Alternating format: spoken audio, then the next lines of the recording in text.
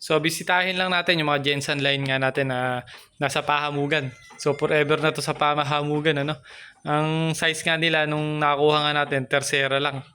So yung iba maliit pa ng konti sa tercera. Pinaganda na rin natin yung mga yan. Yan. So pakita natin. So ayun ang pwesto nila pagka umaga, tirik yung araw dyan, siguro hanggang magsisimula yung init dyan alas 7 hanggang alas 10, ganyan sila.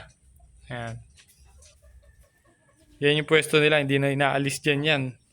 So, titingnan natin kung mabilis nating mapagmomold. Pakita ko lang sa inyo. At, ito na nga. So, yun. Nakita nyo naman setup ng kulungan ng gagamba natin. So, napakaganda.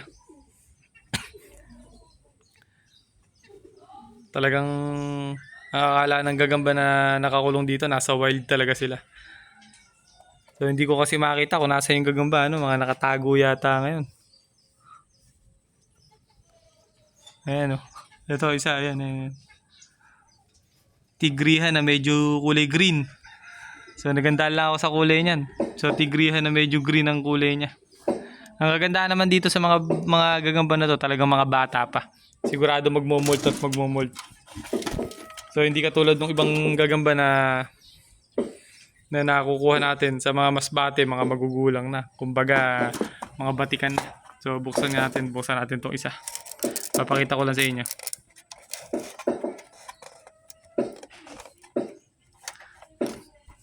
So ayan oh. Tigrihan din to, green. Kaso medyo masikip kasi itong ano eh. Baka masira eh. Ayan oh.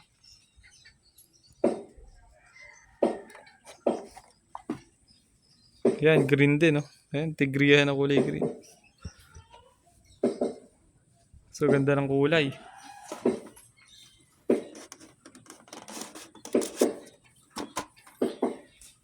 Yeah. So nag-update lang tayo sa 5. Kaya pinagsama-sama ko yung 5 dito. Tinanggal ko na yung mga 4 times winner na nasa bilaran. Para sigurado puro lahat lang na nakakulong dito Jensen. Wala na nakahalo na masbate. Para isang vlog na lang. Pag puro Jensen. Pag puro masbate. So mga nakatago yung iba. Hindi ko makita. Ayan. So yun, nag-update lang tayo sa mga gagambangan natin. Sa gabi naman naglalabasan yan. Ngayon hindi ko makita kung saan yung iba. Baka nakatago sa ilalim ng ano. Ayun, tulad itong isa na to. Ayun. Nasa ilalim ng kahoy. Sumisilong. So hanggang dito na nga lang guys yung video natin. Ingat kayo.